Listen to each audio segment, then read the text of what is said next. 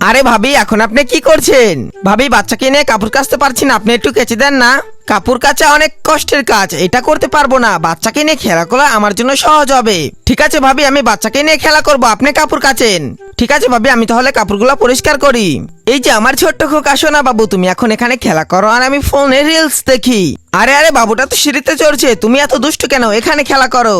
ভাবির বাচ্চাটা হয়েছে অনেক দুষ্টু, দেখো দেখো আবার কোথায় গেল। এই ছোট্ট বাচ্চাকে নিয়ে তো পড়লাম মহাবিপদে। আরে তুমি এখানে? উফ, আমি তো চিন্তায় পড়ে গিয়েছিলাম। উফ, ছোট্ট সোনা, তুমি যে এত চঞ্চল, আগে জানলে পারে আমি তোমাকে রাখতামই না। আরে বাপরে, বুকের মধ্যে ধরপড় ধরপড় করছে।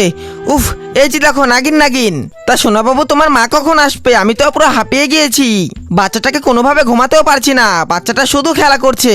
আর পারছি না ভাবি, এই যে নেন আপনার বাচ্চা, আমি আপনার কাপড় কেচে দিচ্ছি। বাচ্চা রাখার চেয়ে কাপড় কাচা অনেক সহজ কাজ। দয়া করে আর কখনো আমাকে বাচ্চা রাখতে বলবেন না ভাবি।